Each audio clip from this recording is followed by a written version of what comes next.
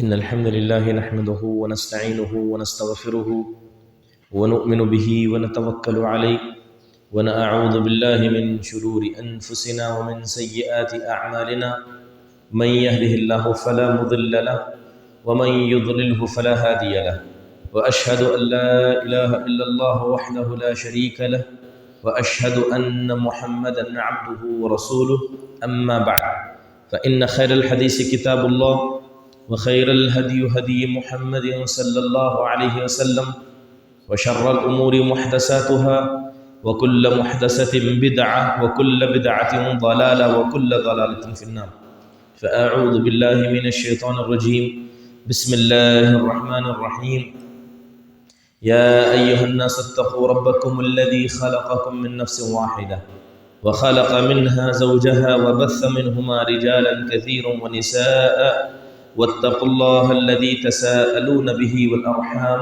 إن الله كان عليكم رقيبا يا أيها الذين آمنوا اتقوا الله حق تقاته ولا تموتن إلا وأنتم مسلمون يا أيها الذين آمنوا اتقوا الله وقولوا قولا سديدا يصلح لكم أعمالكم ويغفر لكم ذنوبكم ومن يطع الله ورسوله فقد فاز فوزا عظيما وقال الله سبحانه وتعالى الرحمن على العرش استوى محترم نوجوان اور عزیز بچوں،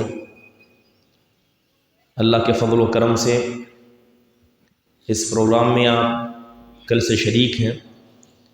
اسی پروگرام کی کڑی اصول صلاح کا درس بھی ہے، جس کی خاطر ہم سب یہاں پر اکٹھا ہیں۔ اصول الصلاح ایک چھوٹی سی کتاب ہے۔ یہ کتاب امام محمد بن عبد الوہاب رحمہ اللہ کی لکھی ہوئی ہے، اور یہ کتاب کیا ہے؟ عقیدے کے باب میں ہے، عقیدے کے باب میں۔ چلیے سب سے پہلے بنیادی باتیں اس درس کے شروع کرنے سے پہلے، اگر میں آپ میں سے کسی سے بھی پوچھوں کہ عقیدہ کیا ہے، عقیدے کا مطلب آپ کیا سمجھتے ہیں، تو کیا آپ میں سے کوئی جواب دے پائے گا کہ عقیدہ کہتے کسے ہیں؟ عقیدہ مطلب کیا؟ جی ہاں، عقیدہ کسے کہتے ہیں؟ گانٹ باندھنے کو، ٹھیک ہے، عام مفہوم، عام چیزیں جو آپ کے ذہن میں دوڑتی ہیں کہ یہ عقیدہ ہے، یہ عقیدہ ہے اور یہ عقیدہ ہے۔ بھروسہ، اللہ پر بھروسہ، رسول صلی اللہ علیہ وسلم اور یا دین اسلام کی تعلیمات پر بھروسہ، اور اللہ کا ایک ماننا۔ دیکھیے عقیدہ ایک عربی لفظ ہے، اس کا مطلب جیسے کہ بتایا کہ گانٹ باندھنا عقد سے آتا ہے، یعنی کسی چیز کو اگر گانٹ باندھ دیا جائے اور کوئی چیز مضبوط ہو جائے تو اسے عقیدہ کہا جاتا ہے۔ اور ہمارے یہاں شریعت کی نگاہ میں عقیدہ کہا جاتا ہے جیسے ہم انگلش میں فیتھ کہتے ہیں۔ فیتھ کا مطلب ہوتا ہے کہ انسان اپنے ذہن میں چند چیزوں کو رکھ لیتا ہے اور اسی کے مطابق اس پر عمل کرنے کی کوشش کرتا ہے۔ اب ہمارے یہاں جو مسلمانوں کا عقیدہ ہے وہ کئی چیزوں پر ہے، ایک اور دو چیزیں نہیں ہیں بلکہ کئی چیزوں کا عقیدہ ہے، اور انشاءاللہ تعالی آج کا درس اسی عقیدے پر ہونے والا ہے۔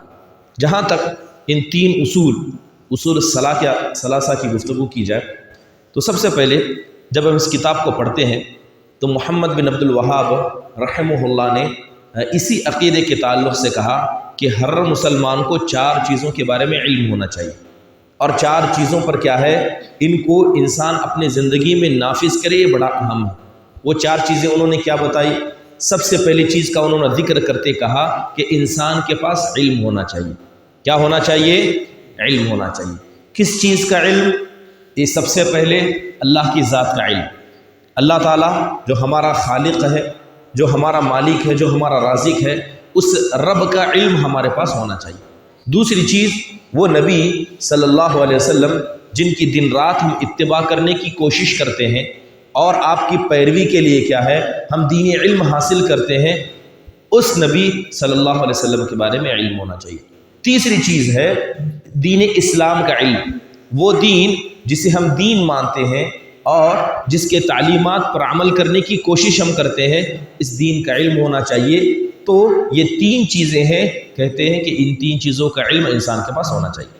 پھر فرماتے ہیں دوسری چیز کہ جب انسان ان 3 چیزوں پر علم حاصل کرے، ان 3 چیزوں کو سیکھ کر علم حاصل کرے، تو دوسرا سب سے اہم مقام جو ایک مسلمان کی زندگی میں نافذ ہوتا ہے وہ ان چیزوں پر عمل کرنا، علم حاصل کرنے کے بعد ان پر عمل کرنا۔ تیسری چیز آتی ہے کہ جب آپ نے علم حاصل کر لیا اور اس پر عمل کرنے لگ گئے تو لوگوں کو اس کی طرف دعوت دیں، لوگوں کو اس کی طرف دعوت دیں۔ چوتھی چیز، جب آپ اس علم، اس عقیدے کی جانب لوگوں کو دعوت دیں گے تو لوگوں کی جانب سے بہت ساری پریشانیوں کا سامنا آپ کو کرنا پڑے گا۔ تو چوتھی چیز بتاتے ہیں کہ اگر آپ نے علم حاصل کیا، اس پر عمل کیا، لوگوں کو دعوت دی، تو جو تکلیف لوگوں سے پہنچے گی اس پر صبر کرنا۔ تو یہ 4 چیزیں مسلمان کے لیے واجبات میں سے آتی ہیں کہ انسان کیا ہے، ان 4 چیزوں کو جانے اور اس پر عمل کرنے کی کوشش کرے۔ اب ان 4 چیزوں میں سے جو سب سے پہلی ایک چیز ہے وہ 3 چیزوں کا نام ہے۔ وہ کیا ہے؟ ایک تو اللہ کا علم رکھنا، دوسرا کیا ہے؟ نبی صلی اللہ علیہ وسلم کی ذات کا علم رکھنا، اور تیسری چیز ہے دین اسلام کا علم رکھنا۔ یہ 3 چیزیں ہی اصول الثلاثہ یعنی 3 دین کے اہم اصول ہیں۔ برادران اسلام، جہاں تک یہ 3 چیزیں جن کے بارے میں ذکر کر رہا ہوں کہ سب سے پہلے اللہ تبارک و تعالیٰ کی ذات کا علم ہمیں ہونا چاہیے۔ نبی صلی اللہ علیہ وسلم جو نبی، رسول اور پیغمبر بنا کر ہمارے پاس بھیجے گئے، آپ علیہ الصلوۃ والسلام کے بارے میں ہمیں علم ہونا چاہیے۔ اس کے بعد دین، جسے ہم کیا ہے زندگی کے ہر حصے میں لے کر چلتے ہیں اور اس پر عمل کرنے کی کوشش کرتے ہیں، اس دین کا علم ہونا چاہیے۔ اگر یہ جو 3 چیزیں ہیں، اس کو جاننے کا فائدہ کیا ہے؟ یہ ان چیزوں کو جاننے کا فائدہ کیا ہے؟ آپ اگر قرآن و حدیث پر غور کریں گے اور قرآن و حدیث کے اندر اگر بغور مطالعہ کریں گے تو آپ کو پتہ چلے گا کہ یہ 3 چیزیں ایسی ہیں کہ ان کا جاننا ہر مسلمان پر بنیادی طور پر واجب و ضروری ہے۔ اس کے بغیر نہ انسان کی نجات ہو سکتی ہے، نہ اس کے بغیر انسان اپنی گردن کو جہنم سے آزاد کر سکتا ہے، اور نہ اس کے بغیر آخرت میں ہمارا کوئی حصہ ہو سکتا ہے۔ جب انسان کو قبر میں رکھا جاتا ہے، جب انسان کو قبر میں رکھا جاتا ہے تو آپ نے بارہا یہ حدیثیں سنی ہوگی کہ 3 چیزوں کا سوال اس کی قبر میں ہوتا ہے۔ کتنی چیزوں کا سوال ہوتا ہے؟ 3 چیزوں کا۔ بتائیے کون کون سی چیزیں؟ رب کے بارے میں سوال ہوتا ہے، دوسرا نبی صلی اللہ علیہ وسلم کے بارے میں سوال ہوتا ہے، تیسرا دین کے بارے میں۔ اسی کے بارے میں آج پڑھنے والے ہیں۔ قبر کے اندر جو شخص قبر کے اندر رکھ دیا گیا، اس سے یہ 3 سوال ہوں گے، اور یہی 3 سوال ہیں جن کے بارے میں آج مختصر سے معلومات ہم حاصل کرنے کے لیے بیٹھے۔ تو یہ بات سمجھ میں آئی کہ ان 3 چیزوں کا جاننا کتنا ضروری ہے کہ ہر شخص سے ان 3 چیزوں کے بارے میں کیا ہوگا؟ قبر کے اندر سوال ہوگا۔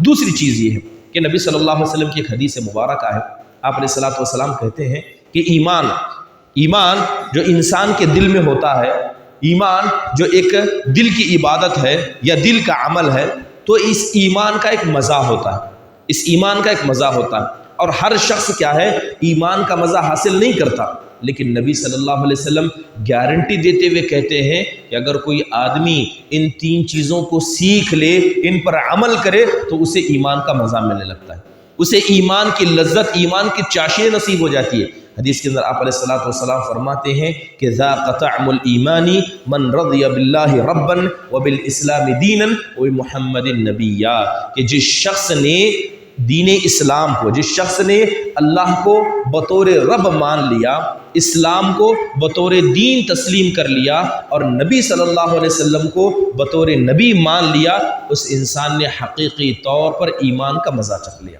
ایمان کا مزہ چکھ لیا۔ اور ایک بات یہ بھی ہے کہ اگر کوئی آدمی، جیسے میں نے بتایا کہ ان 3 چیزوں کے بغیر کسی انسان کی کوئی معاملہ یا کوئی کامیابی آخرت میں نہیں ہوگی، لیکن اگر کوئی آدمی ان 3 چیزوں میں پختہ ہو جائے، ان 3 چیزوں کو اچھے سے سمجھ لے اور اس کے تقاضوں پر عمل کرے، تو ایسے شخص کے لیے جنت واجب ہوتی ہے، ایسے شخص کے لیے جنت واجب ہوتی ہے۔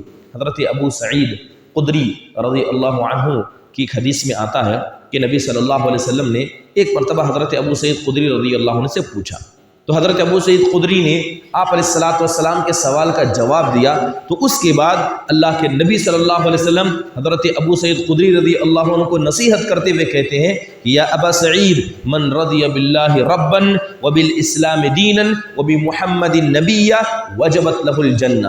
آپ نصیحت کرتے ہیں کہ اے ابو سعید، جو بھی علم تم حاصل کرنا چاہو کرو، جو بھی دنیا میں عمل کرنا چاہو کرو، لیکن یاد رکھو کہ جس نے اللہ کو رب مان کر اس کی پیروی کی اور دین اسلام کو سچا دین اور آخری دین مان کر جس نے اس کے پیچھے اپنی زندگی لگا دی اور جس نے نبی محمد صلی اللہ علیہ وسلم کو رسول مان لیا، ایسے انسان کے لیے جنت کیا ہے؟ واجب ہو جاتی ہے۔ یعنی اللہ تبارک و تعالیٰ اپنے اوپر واجب کر لیتا ہے کہ وہ ایسے شخص کو ضرور بالضرور جنت عطا کرے گا۔ چلیے اب اگر تھوڑا تفصیل سے گفتگو کرتے ہیں ان تینوں مسائل پر، ایک ہے اللہ کی پہچان، ایک ہے نبی صلی اللہ علیہ وسلم کی پہچان، ایک ہے دین اسلام کی پہچان۔ اگر میں اللہ تعالیٰ کے بارے میں کچھ بنیادی سوالات آپ سے پوچھنا چاہوں گا، سب سے پہلی چیز جان لیں کہ اللہ تبارک و تعالیٰ کے بارے میں کچھ معلومات ہمیں سیکھنا ہے اور کچھ معلومات کے بارے میں سوال کرنا بھی گناہ ہے۔ اللہ تعالیٰ کے بارے میں کچھ چیزوں کے بارے میں سیکھنا ہے، علم حاصل کرنا ہے، جاننا ہے، اور کچھ چیزوں کے بارے میں سوال کرنا بھی غلط ہے۔ سب سے پہلی چیز کہ اللہ تبارک و تعالیٰ کی ذات کے بارے میں ہم سیکھیں کہ اللہ تبارک و تعالیٰ کہاں ہے، اللہ تبارک و تعالیٰ کی ذات کتنی بڑی ہے، اللہ کی ذات کتنی بلند ہے، اللہ کی ذات کتنی قدرت رکھتی ہے، ان چیزوں کے بارے میں علم حاصل کرنے کا حکم دیا گیا۔ لیکن اللہ تبارک و تعالیٰ کیسے آسمان پر ہے، اللہ تبارک و تعالیٰ کے ہاتھ کیسے ہیں، یا اللہ تبارک و تعالیٰ کے بارے میں کیفیت سوال کریں کہ اللہ کیسے ہے، تو ان چیزوں کے بارے میں نہ ہمیں علم دیا گیا نہ سوال کرنے کی اجازت دی گئی۔ ٹھیک ہے، چلیے سب سے پہلے ہم اللہ تبارک و تعالیٰ کو جب یاد کرتے ہیں یا اللہ تبارک و تعالیٰ کو جو رب مانتے ہیں، تو علماء اکرام بیان کرتے ہیں کہ رب کے اندر تین چیزیں ہوتی ہیں۔ اگر کوئی آدمی اللہ کو رب مانتا ہے اور اسی رب کو اپنی زندگی اور آخرت کا ملجا و مأویٰ سمجھتا ہے، تو ایسا انسان کے لیے ضروری ہے کہ وہ رب کے معنی کو سمجھے۔ رب تین چیزوں کا نام ہے۔ اگر یہ تین صفتیں ہم رب کے اندر ڈھونڈ لیں تو سمجھ لیجئے کہ اللہ تبارک و تعالیٰ کی حقیقی پہچان اس کو ہو جاتی ہے۔ رب کے اندر تین چیزیں کیا ہیں؟ سب سے پہلی چیز کہ رب کا مطلب ہوتا ہے خالق، کہ اللہ پیدا کرنے والا ہے۔ اگر ہم اللہ کو رب مانتے ہیں تو اس کا مطلب یہ ہے کہ وہ ہمارا خالق ہے، اس نے کیا ہے؟ ہمیں پیدا کیا ہے، اور جتنی چیزیں دنیا کے اندر ہم دیکھتے ہیں ان سب کو پیدا کرنے والا کون ہے؟ اللہ تعالیٰ۔ دوسری چیز رب کے اندر جو دوسرا معنی ہوتا ہے وہ ملک کا، کہ اللہ مالک ہے۔ اللہ کس چیز کا مالک ہے؟ اللہ اس آسمان کا مالک ہے، زمین کا مالک ہے، ہماری جسموں کا مالک ہے، ہماری روحوں کا مالک ہے، یہاں تک کہ جو ہماری سانس چلتی ہے اس کا مالک بھی کون ہے؟ اللہ تبارک و تعالیٰ۔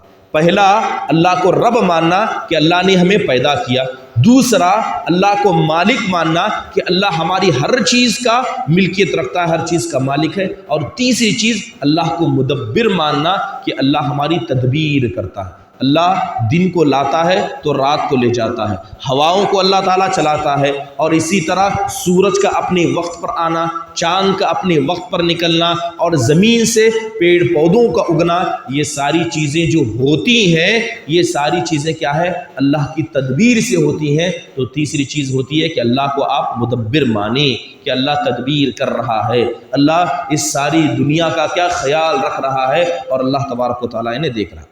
چلیے برادران اسلام، اب کیا ہے اسی مسئلے کو کیا ہے تھوڑا اور تفصیل سے سمجھنے کی ہم کوشش کرتے ہیں۔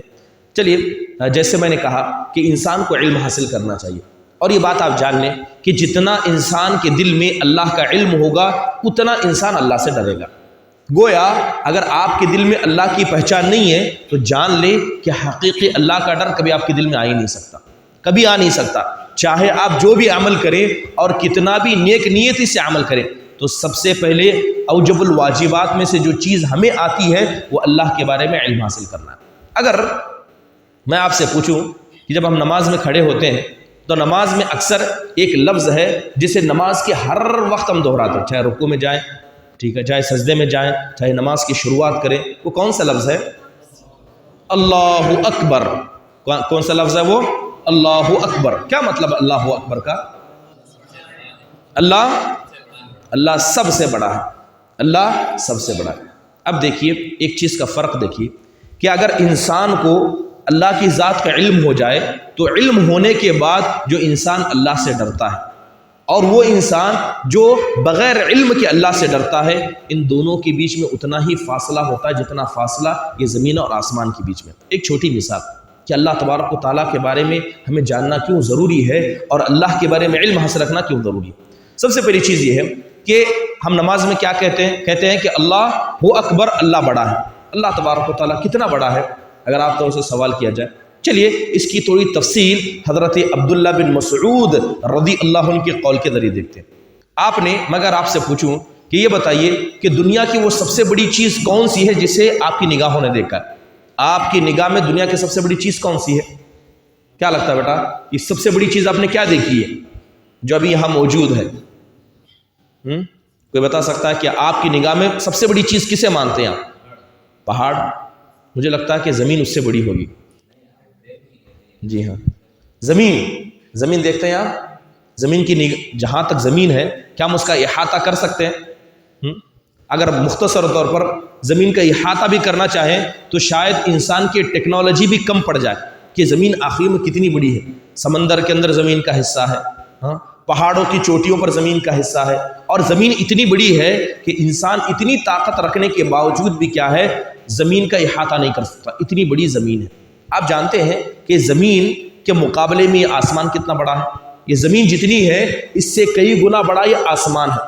حدیث کے اندر مثال دی گئی اس زمین کی اور آسمان کی مثال حضرت عبداللہ بن مسعود رضی اللہ عنہ کے قول کے مطابق آتا ہے کہ نبی صلی اللہ علیہ وسلم کے صحابی عبداللہ بن مسعود کہتے ہیں کہ جیسے کہ ایک میدان ہے، وہ میدان کتنا بڑا ہے کہ جہاں تک انسان آگے اٹھا کر دیکھے، جہاں تک انسان دائیں جانب دیکھے، بائیں جانب دیکھے، جہاں تک نگاہ جاتی ہے اتنا بڑا ایک میدان ہے، ایک چٹیل میدان ہے۔ اس میں ایک چھوٹی سی رنگ کو پھینک دیا جائے، ایک چھوٹا سا جسے انگوٹھی کہتے ہیں، اگر ایک چھوٹی سی انگوٹھی اس میدان میں پھینک دیا جائے تو بتائیے کہ اس انگوٹھی کے سامنے وہ میدان کتنا بڑا ہے جس کی کوئی وسعت نہیں۔ تو عبداللہ بن مسعود رضی اللہ عنہ کے قول کے مطابق یہ زمین کیا اتنی ہی چھوٹی ہے جتنی وہ انگوٹھی ہے، اور وہ آسمان جسے ہم اپنے اوپر دیکھتے ہیں وہ اتنا ہی بڑا ہے جتنا کہ وہ میدان ہے۔ اتنا بڑا یہ اللہ تبارک و تعالیٰ کا آسمان ہے، اور ایسا ہی پہلا آسمان ہے تو پہلے آسمان سے بڑا اتنا ہی بڑا دوسرا آسمان ہے، دوسرے سے تیسرا، تیسرے سے چوتھا، یعنی ہم جہاں تک ذہن دوڑا نہیں سکتے اور اپنی نگاہ کو یعنی اپنی ذہن کو وہاں تک لے جا نہیں سکتے، یہ آسمان اللہ تبارک و تعالیٰ کے اتنے بڑے آسمان اللہ تبارک و تعالیٰ نے زمین کے مقابلے میں پیدا کر کے رکھے۔ پھر دیکھیے اب سب سے پہلے زمین ہے، زمین کے اوپر 7 آسمان ہیں، 7 آسمان کے اوپر اللہ کی کرسی ہے۔ 7 آسمان کے اوپر کیا ہے؟ اللہ کی کرسی، اور یہ اللہ کی کرسی جسے ہم کہتے ہیں، یہ کرسی کے بارے میں بتایا جاتا ہے کہ یہ اللہ کے قدم رکھنے کی جگہ ہے، اللہ کے قدم رکھنے کی جگہ ہے۔ اب یہ آسمان جو زمین سے اتنے گنا بڑے ہیں، یہ کرسی سے چھوٹے ہیں، یہ کرسی سے چھوٹے ہیں۔ نبی صلی اللہ علیہ وسلم کے صحابی اور حدیث کے اندر موجود ہے کہ کرسی یہ آسمانوں سے اتنی بڑی ہے، سیم مثال دیتے ہوئے اللہ کے نبی صلی اللہ علیہ وسلم بیان کرتے ہیں جیسے کہ ایک میدان ہے، جہاں تک انسان کی نگاہ جائے، نگاہ تک وہ میدان ہے، اور اس میں سے چھوٹے سے ایک حلقے کو، ایک چھوٹی سی رنگ کو پھینک دیا جائے تو جو رنگ کی وقعت ہوگی وہ وقعت 7 آسمان کی ہے، اور جو بڑا میدان ہوگا وہ اللہ کی کرسی ہے۔ تو گویا اس زمین سے کئی گنا بڑا وہ آسمان ہے، اور اس سے کئی گنا بڑا اللہ تبارک و تعالیٰ کی کرسی ہے۔ اللہ کی کرسی کے اوپر اللہ کا عرش ہے، اللہ کی کرسی کے اوپر اللہ کا عرش ہے، اور یہ اللہ کا عرش یہ دنیا کی سب سے بڑی مخلوق ہے، دنیا کی سب سے بڑی مخلوق، اس سے بڑی مخلوق نہ زمین میں ہے، نہ آسمان میں ہے، اور نہ کسی اور جگہ پر ہے۔ اللہ کے نبی صلی اللہ علیہ وسلم مثال دیتے ہوئے کہتے ہیں کہ آپ کو پتا ہے کہ کرسی جو آسمانوں سے اتنی بڑی ہے لیکن یہ عرش سے چھوٹی ہے۔ اللہ تبارک و تعالیٰ کا عرش کتنا بڑا ہے؟ نبی صلی اللہ علیہ وسلم مثال دیتے ہوئے کہتے ہیں کہ گویا ایک چٹیل میدان ہے، اس میدان میں ایک رنگ کو پھینک دیا جائے تو جو رنگ کی وقعت ہوگی، جو حیثیت ہوگی، وہی حیثیت کرسی کی ہے، اور اس کے مقابلے اللہ تبارک و تعالیٰ کا عرش اتنا بڑا ہے، اور اس عرش پر کیا ہے؟ اللہ سبحانہ و تعالیٰ مستوی۔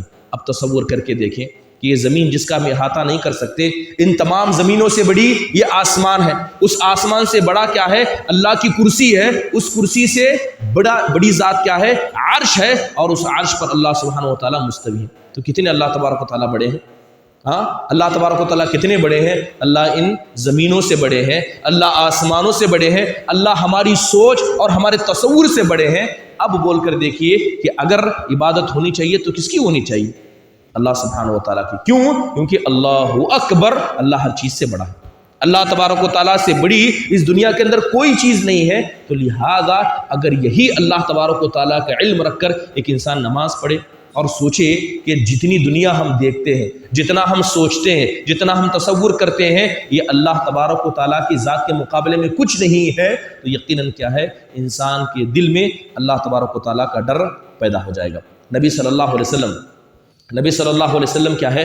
عرش کے بارے میں بیان کرتے ہوئے کہتے ہیں کہ جب نبی صلی اللہ علیہ وسلم کو آسمانوں پر لے جایا گیا تو اللہ کے نبی کہتے ہیں کہ اللہ نے مجھے اجازت دی کہ میں اس فرشتے کے بارے میں بتاؤں جس فرشتے نے اللہ کے عرش کو اٹھا کر رکھا ہے۔ اللہ کے عرش کو کئی فرشتوں نے اٹھا کر رکھا ہے، ان میں سے ایک فرشتہ ایسا ہے جس کے بارے میں اللہ کے نبی کہتے ہیں کہ مجھے اجازت دی گئی کہ میں اس کی وصف بیان کروں۔ اللہ کے نبی صلی اللہ علیہ وسلم فرماتے ہیں کہ وہ فرشتہ اتنا بڑا ہے کہ اس کے یہ کندھے کا حصہ یہاں سے لے کر کان کے حصے تک، یہ کان کی لو ہے اور یہ کندھا ہے، اتنا حصہ اس فرشتے کا اتنا بڑا ہے کہ اگر کوئی آدمی یہاں سے سفر کرنا شروع کرے تو اسے 700 سال لگ جائیں گے اس کے کان کے بالی تک پہنچنے کے لیے۔ اتنا بڑا اللہ تبارک و تعالیٰ نے فرشتہ پیدا کر رکھا ہے، اور یہ فرشتہ ان فرشتوں میں سے ایک ہے جس نے اللہ کے عرش کو اٹھا کر رکھا ہے۔ تو سبحان اللہ، یہ اللہ تبارک و تعالیٰ کی ذات ہے جو ہر چیز سے بڑی ہے، لیکن انسان کیا ہے؟ اللہ تبارک و تعالیٰ کی اس قدرت کو، اللہ کی اس علم کو جاننے سے قاصر ہے۔ اس لیے اللہ نے فرمایا کہ وَمَا قَدْرُ اللَّهَ حَقَّ قَدْرِهِ، کہ لوگوں نے اللہ کی قدر کو پہچانا ہی نہیں، لوگوں نے کیا ہے؟ اللہ کی شان کو پہچانا ہی نہیں۔ اب انسان کے ذہن میں اگر یہ علم آ جائے کہ اللہ کی ذات اتنی بڑی ہے تو چاہے نہ چاہے انسان کیا ہے؟ اللہ تبارک و تعالیٰ سے ڈرنے لگ جاتا ہے۔ اور جب ہم سجدے میں جاتے ہیں تو ایک دعا پڑھتے ہیں۔ کیا سجدے میں دعا پڑھتے ہیں؟ سبحان ربی الاعلی۔ کیا مطلب سبحان ربی الاعلی کا؟ سبحان کا مطلب ہوتا ہے پاک، سبحان ربی الاعلی کہ وہ ذات پاک ہے جو بلند ہے، وہ ذات پاک ہے جو بلند ہے۔ اگر آپ میں سے پوچھوں کہ اللہ کہاں ہے، اللہ تبارک و تعالیٰ کہاں ہے، تو آپ کا جواب کیا ہونا چاہیے؟ اللہ کیا ہے؟ آسمانوں میں ہے۔ مطلب یہ ہے کہ اللہ ہم سے بلند ہے، اللہ ہمارے اوپر ہے۔ کتنا اوپر اللہ تبارک و تعالیٰ ہم سے ہے؟ 7 آسمان کے اوپر اللہ تبارک و تعالیٰ، لیکن اس کی جو مسافت ہے وہ بیان کی گئی کہ کتنا اللہ تبارک و تعالیٰ ہم سے بلند ہے۔ حدیث کے اندر آتا ہے، اور یہ بھی کیا ہے؟ حضرت عبداللہ بن مسعود رضی اللہ عنہ سے، حضرت عبداللہ بن مسعود کہتے ہیں کہ جیسے ایک انسان کیا ہے؟ زمین سے آسمان کو جانا چاہے، زمین سے پہلے آسمان کو جانا چاہے تو اسے 500 سال کی مسافت طے کرنی پڑے گی۔ کتنی مسافت؟ 500 سال کی مسافت۔ اگر وہ انسان 500 سال کی مسافت طے کرے تو وہ زمین سے پہلے آسمان کو جائے گا، پہلے آسمان سے دوسرے آسمان 500 سال کی مسافت، دوسرے سے تیسرا آسمان 500 سال کی مسافت، ایسے 500 سال کی مسافت طے کر کے انسان کیا ہے؟ آسمانوں کے اوپر جائے گا۔ اور آسمانوں کے اوپر کیا ہے؟ اللہ تبارک و تعالیٰ کی کرسی ہے، اور وہ کرسی اور آسمانوں کے بیچ میں اتنا ہی فاصلہ ہے، یعنی 500 سال کا۔ کرسی اور اللہ کے عرش کے بیچ میں اتنا ہی فاصلہ ہے، 500 سال کا۔ تو اللہ کی ذات اتنی ہم سے بلند ہے، اور ہم قرآن نماز میں کیا کہتے ہیں؟ سبحان ربی الاعلی، کہ وہ ذات پاک ہے جو سب سے بلند ہے، اور اللہ تبارک و تعالیٰ کی ذات کیا ہے؟ سب سے بلند ہے۔ تو لہذا یہی فائدہ ہوتا ہے کہ اگر آپ کیا ہے؟ اللہ تبارک و تعالیٰ کے بارے میں علم حاصل کریں کہ جب کہتے ہیں کہ اللہ اکبر، اللہ بڑا ہے، تو اس تصور کو آپ ذہن میں رکھیں، یہ تصور ذہن میں رکھیں کہ اللہ کتنا بڑا ہے۔ اللہ کیا ہے؟ ہماری سوچ سے بھی بڑا ہے، اور دنیا کی جتنی بڑی چیزیں ہم نے دیکھی ہے، اللہ تبارک و تعالیٰ کیا؟ ان سب سے بڑا ہے۔ برادران اسلام، جب اللہ تبارک و تعالیٰ سب سے بلند ہے، اللہ تبارک و تعالیٰ سب سے بڑا ہے، تو عبادت کس کی ہونی چاہیے؟ صرف ایک اللہ کی ہونی چاہیے، صرف ایک اللہ تبارک و تعالیٰ کی ہونی چاہیے۔ اگر میں آپ سے پوچھوں کہ اللہ نے آپ کو کیوں پیدا کیا ہے، آپ کی زندگی کا مقصد کیا ہے؟ اللہ کی عبادت کرنا۔ اللہ نے ہمیں پیدا ہی اپنی عبادت کے لیے کیا ہے۔ اور یہ بات غور سے سنیں کہ جب اللہ تبارک و تعالیٰ نے ہمیں پیدا کرنے کا ارادہ کیا، سب سے پہلے انسان دنیا کے کون تھے؟ حضرت آدم علیہ الصلاۃ والسلام، اللہ تبارک و تعالیٰ نے جب آدم کو پیدا کیا تو آدم ہمارے باپ ہیں، جو پہلے انسان ہیں، اللہ نے ان کی فطرت میں ہی اللہ کی عبادت رکھی۔ اللہ نے جب حضرت آدم کو پیدا کیا تو ایسی فطرت پر پیدا کیا جو فطرت کیا ہے؟ توحید والی ہے، جس فطرت کے اندر صرف ایک اللہ کی عبادت ہے۔ وہی آدم علیہ الصلاۃ والسلام ہے۔ جب اللہ تبارک و تعالیٰ نے آدم کو اپنے ہاتھ سے پیدا کیا اور آدم علیہ الصلاۃ والسلام کی پیٹھ پر ہاتھ پھیرا تو سارے انسان کی روحیں اللہ کے سامنے نکل کر آ گئی۔ جتنی روحیں قیامت تک آنے والی ہیں، جتنے انسان دنیا میں پیدا ہونے والے، ساری روحیں اللہ کے سامنے اکٹھا ہو گئی۔ تو اللہ نے سب سے ایک عہد و پیمان لیا تھا۔ وہ عہد و پیمان کس بات کا تھا؟ اسی عقیدے کا تھا، اسی توحید کا تھا۔ اور اللہ نے کہا تھا الستو بربکم، کیا میں تمہارا رب نہیں ہوں؟ کیا میں تمہارا پروردگار نہیں ہوں؟ تو یہ پیغام کیا ہے؟ اللہ تبارک و تعالیٰ نے ہم سے اس وقت لیا جب ابھی ہمارے جسم پیدا نہیں ہوئے تھے۔ ہماری روحوں کے پیدا ہونے کے بعد اللہ نے ہم سے یہ توحید کا وعدہ لیا اور اللہ کے بارے میں علم رکھنے کا اور اللہ کے بارے میں پہچان رکھنے کا وعدہ اللہ نے ہماری پیدائش سے پہلے ہم سے لیا ہے۔ تو لہذا اسی توحید کی خاطر اللہ نے رسول بھیجے، اسی توحید کے خاطر یا اللہ کی پہچان کی خاطر اللہ نے آسمان سے کتابیں نازل کی اور نازل کر کے ہمیں بتایا کہ اللہ کے بندو، جس رب کی تم عبادت کرتے ہو، جس کے سامنے تم سجدہ کرتے ہو، پہلے اس کے بارے میں علم تو حاصل کرو کہ وہ اللہ تبارک و تعالیٰ کی ذات کیا ہے اور اللہ تبارک و تعالیٰ کی ذات کتنی بڑی ہے۔ اسی کو ہم کہتے ہیں توحید، اسی کو کہتے ہیں توحید۔ توحید کی کتنی قسمیں ہیں؟ توحید کی کتنی قسمیں ہیں؟ 3 قسمیں ہیں۔ اچھا، کون کون سی؟ توحید ربوبیت، جی، توحید الوہیت، توحید اسماء و صفات۔ چلیے یہ بتائیے کہ یہ جو توحید کی قسمیں ہیں اس میں سب سے بڑی توحید کون سی ہے؟ توحید کی 3 قسمیں ہیں، ان میں سب سے بڑی توحید کون سی ہے؟ ربوبیت، اور کوئی؟ اسماء و صفات، اور کوئی؟ اصل میں اگر آپ غور کریں تو یہ سوال ہی غلط ہے۔ اگر آپ غور کریں تو یہ سوال ہی غلط ہے۔ کس لیے غلط ہے؟ کیونکہ یہ جو توحید کی تقسیم ہے، ربوبیت ہو، الوہیت ہو، اسماء و صفات ہو، قرآن و حدیث میں کہیں بھی ایسی تفصیل نہیں ہے۔ قرآن و حدیث میں سے کہیں بھی ایسی تفصیل نہیں۔ یہ تفصیل علماء نے بیان کی ہے تاکہ ہم کو دین سمجھایا جا سکے، تاکہ ہم کو دین سمجھایا جا سکے۔ جب قرآن اللہ تبارک و تعالیٰ نے عربی زبان میں نازل کیا تھا تو صحابہ کرام اس کے معنی مفہوم کو سمجھتے تھے، لہذا انہیں اتنا ڈیٹیل سے سمجھانے کی ضرورت نہیں تھی کیونکہ ان کی زبان وہ تھی، نبی صلی اللہ علیہ وسلم کے الفاظ بھی اسی طرح ہوا کرتے۔ لیکن جب دین پھیل گیا اور لوگوں کے پاس بنیادی علم بھی نہ رہا تو یہ توحید کی تقسیم کی گئی۔ توحید کی کیا ہے؟ تقسیم کی گئی۔ کہا گیا کہ ایک توحید ربوبیت ہے، ایک توحید الوہیت ہے، اور ایک توحید کیا ہے؟ اسماء و صفات ہے۔ اگر آپ سے کوئی سوال کرتے ہوئے کہے کہ یہ بتائیے کہ ان توحید میں سب سے بڑی توحید کون سی ہے، سب سے چھوٹی توحید کون سی ہے، تو گویا وہ آپ کے ساتھ کھیل رہا ہے، گویا آپ کے ساتھ کھیل رہا ہے، آپ سے پوچھ رہا ہے کہ سب سے بڑی توحید اگر ربوبیت ہے تو اگر بڑی توحید کو پکڑ لے، چھوٹی توحید کو چھوڑ دے تو چل جائے گا۔ یہ ان کے کہنے کا مقصد ہے، یعنی اگر آپ نے اللہ کو رب مانا اور قبر کے سامنے سجدہ کرے تو چل جائے گا۔ آپ رب تو مانتے ہیں، توحید ربوبیت سب سے بڑی توحید، اس کو آپ نے پکڑ لیا تو اگر چھوٹی توحید چھوڑ بھی دیں گے تو کیا ہے؟ انشاءاللہ کامیاب ہو جائیں گے۔ اس طرح کا تصور اور اس طرح کے شبہات کیا وہ چھوڑتے ہیں۔ تو اگر آپ سے کوئی پوچھے کہ سب سے بڑی توحید کیا ہے تو آپ کیا کہیں گے؟ کہ توحید ہی ایک چیز کا نام ہے، وہ اللہ کی ذات کا نام ہے۔ توحید اللہ تبارک و تعالیٰ ہے، وہ اکیلا ہے، اللہ اکیلا ہے اپنے ربوبیت میں، اللہ اکیلا ہے اپنی الوہیت میں، اللہ اکیلا ہے اپنے اسماء اور صفات میں۔ تو اگر یہ جو توحید کی تقسیم کی گئی، ربوبیت ہو، الوہیت ہو، اسماء و صفات ہو، اس کا مقصد کیا ہے؟ دین کو سمجھانے کی خاطر یہ تفصیل ہمارے سامنے بیان کی گئی۔ برادران اسلام، یہی بات ہے کہ اللہ تبارک و تعالیٰ کا حقیقی علم نہ رکھنے کی وجہ سے، اللہ کی ذات کا کیا ہے؟ حقیقی علم نہ رکھنے کی وجہ سے بہت سارے لوگوں کو کیا ہے، یا بہت سارے نوجوانوں کو ہمارے بہت سارے لوگوں نے گمراہ کر دیا ہے۔ چھوٹے سے شوشے چھوڑ دیتے ہیں، عقیدے کا علم نہ ہونے کی وجہ سے، اللہ کی ذات کا علم نہ ہونے کی وجہ سے چھوٹا شوشہ چھوڑ کر کیا ہے، مسلمانوں کے جو نوجوان ہیں ان کے ذہنوں کو گمراہ کر دیتے۔ ایک سوال، ایک شبہ جو اکثر کیا ہے مشرقی لوگوں کی جانب سے، یعنی باہر کے لوگوں کی جانب سے مسلمانوں پر بطور اعتراض کیا جاتا ہے۔ حدیث کے اندر آتا ہے کہ اللہ کے نبی صلی اللہ علیہ وسلم فرماتے ہیں کہ جیسے ہی سورج نکلتا ہے، جیسے ہی سورج نکلتا ہے اور اس کے غروب کا وقت ہوتا ہے تو سورج کیا ہے؟ اللہ کے پاس جاتا ہے۔ کہاں جاتا ہے سورج؟ اللہ کے عرش کے پاس جاتا ہے، اور اللہ کے عرش کے پاس جا کر سجدہ کرتا ہے اور اللہ سے اجازت مانگتا ہے، دوبارہ طلوع ہونے کی اجازت مانگتا ہے۔ تو اللہ اجازت دیتے ہیں، جاؤ مشرق سے طلوع ہو، لیکن جب قیامت کا وقت آئے گا تو اللہ کہے گا کہ جہاں سے آئے تھے، یعنی مغرب سے تم غروب ہو کر آئے تھے، اسی مغرب سے طلوع ہو جاؤ۔ تو جس دن سورج مغرب سے طلوع ہو گیا اس دن کیا ہے؟ قیامت آ گئی۔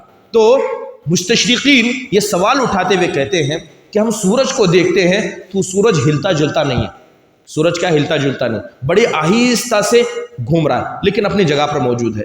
اگر تمہاری حدیثیں صحیح ہیں تو سورج کب اللہ کے عرش کے پاس گیا اور کب واپس آیا، کب اس نے سجدہ کیا؟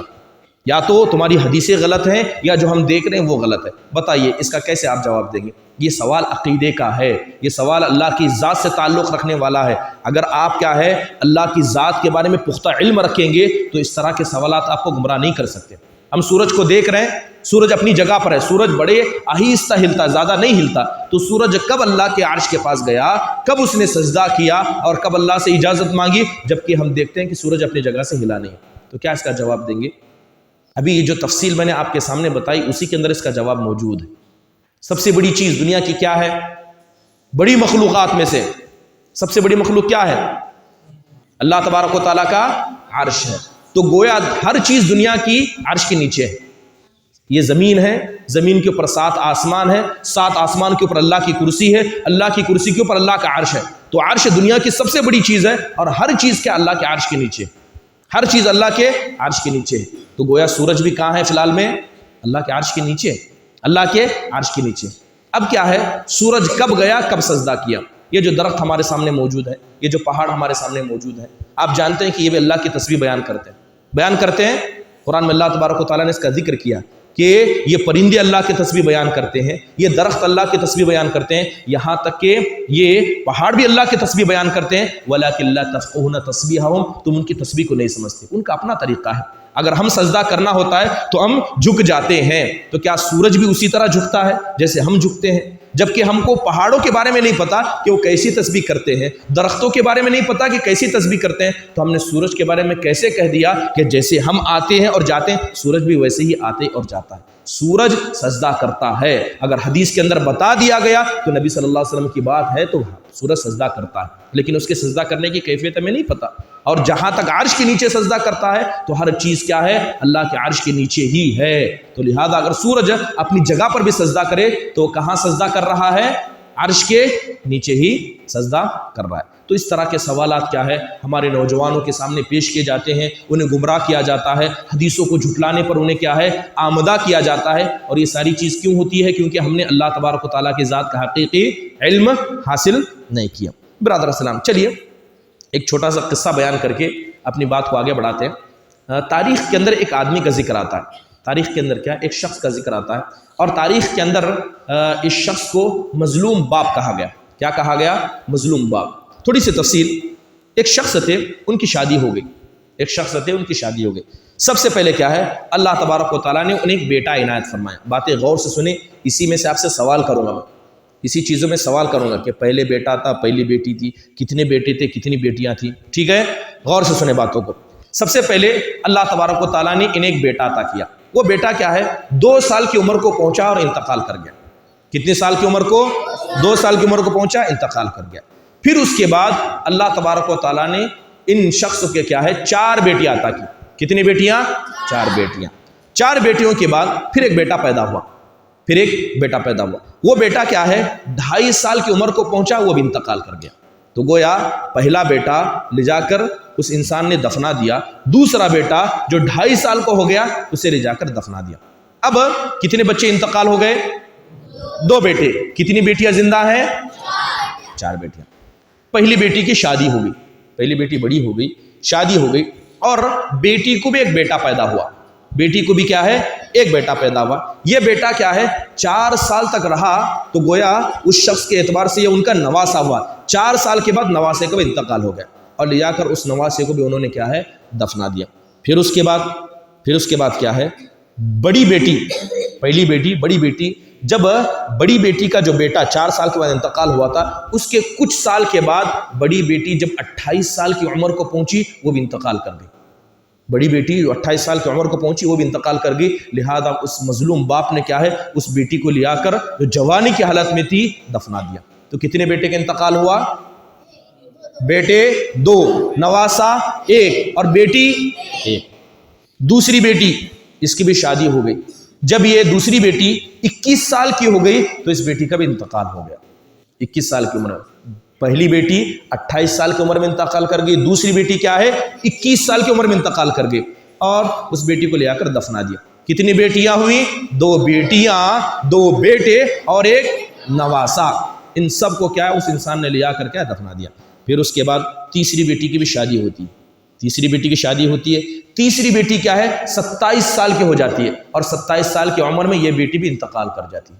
اور یہ تیسری بیٹی کو لے آ کر کیا ہے وہ دفنا دیتے ہیں. اور کتنی بیٹیوں کو دفنایا؟ 3 بیٹیوں کو. اور کس عمر میں دفنایا؟ 28 سال, 27 سال, 21 سال, یعنی جوانی کی عمر میں. جوانی کی عمر میں. اور جو ماں باپ ہے وہ جانتے ہیں کہ جب بیٹی جوان ہو جاتی ہے اور جوان ہونے کے بعد باپ کی محبت دل میں گھر کر جاتی ہے, ایسی جوانی کی حالت میں اس شخص نے کیا ہے لے جا کر اپنی 2-3 بیٹیوں کو, اور کیا ہے کتنے بیٹوں کو؟ 2 بیٹوں کو.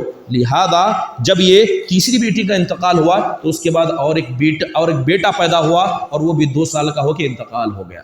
تو لہذا کتنے بیٹوں کو دفنائے؟ 3 بیٹوں کو اور 3 بیٹیوں کو. پتہ یہ مظلوم باپ کون تھے؟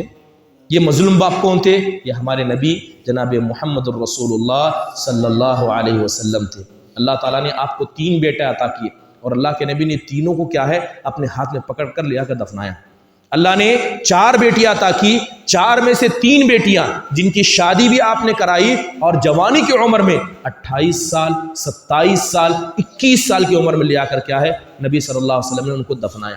اتنا کرنے کے لیے کیا ہے بہت بڑا کلیجہ چاہیے, اور یہ کلیجہ کس کے پاس تھا؟ جناب محمد الرسول اللہ صلی اللہ علیہ وسلم کے پاس تھا. جہاں تک نبی صلی اللہ علیہ وسلم کی بات ہے, آپ میں سے ہر شخص ان کا نام جانتا ہے. آپ صلی اللہ علیہ وسلم کا نام کیا تھا؟ محمد صلی اللہ علیہ وسلم. اور ایک نام جو مشہور نام ہے نبی صلی اللہ علیہ وسلم کا, احمد. چلیے, نبی صلی اللہ علیہ وسلم کہاں پیدا ہوئے؟ مکہ میں, مدینہ میں؟ مکہ میں, مدینہ میں. کہاں پیدا ہوئے؟ اکثر لوگ شک میں ہیں. نبی صلی اللہ علیہ وسلم کیا ہے مکہ میں پیدا ہوئے. کہاں پیدا ہوئے؟ مکہ میں پیدا ہوئے نبی صلی اللہ علیہ وسلم نے. اب چلیے ایک مختصر خاکہ, اب غور سے سنیں. نبی صلی اللہ علیہ وسلم مکہ میں تھے. آپ صلی اللہ علیہ وسلم نے کیا ہے نبی بننے سے پہلے 40 سال کیا ہے مکہ میں گزارے. کتنے سال؟ نبی بننے سے پہلے. نبی بننے کے بعد 13 سال اور مکہ میں تھے. کتنے سال ہوئے ٹوٹل؟ 40 پلس 13 50 کو 3, تو کتنے سال مکہ میں تھے؟ نبی بننے سے پہلے کتنے سال؟ نبی بننے کے بعد جب آپ مدینہ گئے وہاں 10 سال تھے. تو 50 کو 3 میں 10 سال ملو, کتنے ہوئے؟ یہ 60 پر 3 نبی صلی اللہ علیہ وسلم کی زندگی. نبوت سے پہلے کتنے سال؟ 40 سال. نبی بننے کے بعد مکہ میں کتنے سال؟ مدینہ میں کتنے سال؟ 10 سال. گویا نبی بننے کے بعد کتنے سال تھے آپ؟ نبی بننے کے بعد نبی صلی اللہ علیہ وسلم کتنے سال زندہ تھے؟ 23 سال. یہی 23 سال میں قرآن نازل ہوا ہے. یہی 23 سال میں کیا ہے قرآن نازل ہوا. اس میں سے 13 سال مکہ کے, 10 سال مدینہ کے. اب نبی صلی اللہ علیہ وسلم جب مکہ میں پیدا ہوئے اور 40 سال مکہ میں گزارے. کتنے سال؟ 40 سال. اور اسلام آنے کے بعد نبی بننے کے بعد کتنے سال؟ 13 سال. 50 کو 3 سال کیا ہے نبی صلی اللہ علیہ وسلم نے مکہ میں گزارے. تو آپ پھر مکہ چھوڑ کر مدینہ کیوں گئے؟ مکہ چھوڑ کر مدینہ کیوں گئے؟ 50 کو 3 سال ایک گاؤں میں, پھر چھوڑ کر مدینہ صلی اللہ علیہ وسلم چلے جاتے ہیں, 10 سال وہاں رہتے ہیں. کیوں؟ مشرکین ظلم کرتے تھے. کیوں ظلم کرتے تھے؟ کیا وجہ تھی؟ نبی صلی اللہ علیہ وسلم کیا ہے دین کی دعوت دیتے تھے. نبی بننے کے بعد کتنے سال تھے مکہ میں؟ 13 سال تھے. کتنے سال تھے؟ 13 سال نبی صلی اللہ علیہ وسلم تھے. یہی 13 سال کیا ہے نبی صلی اللہ علیہ وسلم نے اللہ کے دین کی طرف بلایا. اللہ کے دین کی طرف کیا ہے دعوت دی, ایک اللہ کی طرف بلایا. اور جو مشرکین مکہ تھے یہ مشرک تھے. جو کعبۃ اللہ ہے, جو جب مکہ کہتے ہیں, مسجد حرام کہتے ہیں, اس کعبۃ اللہ کے اندر یہ لوگ بت لیا کر رکھتے تھے. ہاں، دن کا ایک بت، رات کا ایک بت، جنگل میں جائیں وہاں ایک بت، جگہ جگہ انہوں نے مورتیاں رکھی تھی. تو نبی صلی اللہ علیہ وسلم کیا ہے اسی دین کو پھیلاتے تھے اور کہتے تھے کہ یہ جو مورتیاں، یہ جو غیر اللہ کی تم عبادت کرتے ہو، جن کا وسیلہ تم لینا چاہتے ہو، کیا ہے یہ اللہ تبارک و تعالیٰ کو اس وسیلے کی ضرورت نہیں ہے. نبی صلی اللہ علیہ وسلم دین کی دعوت کرتے تو آپ علیہ الصلوۃ والسلام کو ستایا گیا. کوئی بتا سکتے ہیں کہ نبی صلی اللہ علیہ وسلم کو جب مکہ میں ستایا گیا تو کیسے ستایا گیا؟ یہاں تک کہ آپ اتنے مجبور ہو گئے کہ آپ مکہ چھوڑ کر مدینہ چلے گئے. جی ہاں، کیسے ستائے تھے نبی صلی اللہ علیہ وسلم کو؟ ہاں، نبی صلی اللہ علیہ وسلم کو کیا مارکیٹ میں آنے نہیں دیتے تھے؟ اور کوئی کیسے نبی صلی اللہ علیہ وسلم کو ستائے؟ سجدے میں. ہاں، نبی صلی اللہ علیہ وسلم کو ستائے. کہاں ستائے؟ آپ کے گھر میں ستائے، گھر کے باہر ستائے، مسجد کے اندر ستائے، مسجد کے باہر ستائے، کہیں نہیں چھوڑے. کسی جگہ نبی صلی اللہ علیہ وسلم کو نہیں چھوڑے. نماز پڑھنے جاتے تھے تو کیا ہے اتنے بدبخت لوگ تھے کہ اب دیکھ رہے کہ انسان نماز پڑھ رہا ہے، کیسے پریشان کرنا. بولتے تھے کہ جاؤ فلاں جگہ ایک اونٹ کٹائے. اونٹ کتنا بڑا ہوتا ہے دیکھیں، اونٹ سائز میں بہت بڑا ہوتا ہے، اس کے پیٹ کے اندر کا سامان بھی بڑا ہوتا ہے. ٹھیک ہے، کیا جیسے پیٹ کی اجڑی ہوئی یا پیٹ کے اندر کا جو سامان ہوا، لے جا کر اتنی وزندار چیز نبی صلی اللہ علیہ وسلم کی گردن پر رکھ دی. آپ نماز پڑھ رہے ہیں، صلی اللہ علیہ وسلم آپ کی گردن پر رکھ دیا. اب ایک انسان کھڑے نہیں اٹھا سکتا، ایک انسان سجدے کی حالت میں اس کو کیسے ہٹائے؟ کیسے ہٹا سکتے ہیں؟ نبی صلی اللہ علیہ وسلم ویسے سجدے میں تھے تو آپ کی پیاری بیٹی اور اکیلی بیٹی جو زندہ بچی تھی وہ کون تھی؟ فاطمہ بنت محمد صلی اللہ علیہ وسلم. حضرت فاطمہ چھوٹی تھی. نبی صلی اللہ علیہ وسلم کو دیکھی کہ آپ کے ابا کو ستا رہے، آئی دوڑتے آئی، کھینچ کر اسے نکالنے کی کوشش کر رہی ہیں. حضرت فاطمہ رضی اللہ عنہا. نبی صلی اللہ علیہ وسلم کیا ہے گھر سے باہر نکلتے، آپ کے راستے میں کچرا پھینک دیتے. یہاں تک بات رکی نہیں.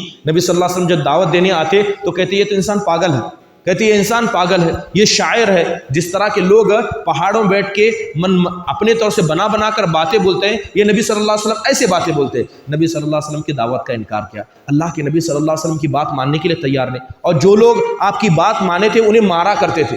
آپ کے صحابہ جو تھوڑے تھے مکہ کے اندر ستائے کرتے تھے، ان کو مارا کرتے. کسی کا غلام ہوتا تو غلام کو کیا کرتے؟ سخت گرمی میں کپڑے نکال دیتے، اوپر کے کپڑے نکال کر گرمی میں گرم پتھر پر سلاتے اور ایک پتھر اوپر سے رکھ دیتے. یہ کون سے صحابی تھے جن کے ساتھ ایسا کیا گیا؟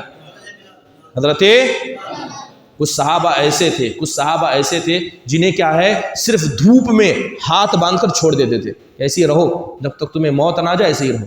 اس طرح صحابہ کو ستایا گیا، اللہ کے نبی صلی اللہ علیہ وسلم کو ستایا گیا. یہاں تک کہ اللہ کے نبی صلی اللہ علیہ وسلم نے بہت سارے صحابہ کو ہجرت کرنے کا حکم دیا. کہا کہ یہاں کیا ہے تمہارا جینا مشکل ہے، یہاں سے چلے جاؤ. صحابہ نے حبشہ کی جانب ہجرت کی. صحابہ کی ایک جماعت نے کیا ہے حبشہ کی جانب ہجرت کی. جب نبی صلی اللہ علیہ وسلم کو اتنا ستایا گیا، یہاں تک کہ ستانے کی آخری حد آپ کے قتل کا ارادہ کیا گیا.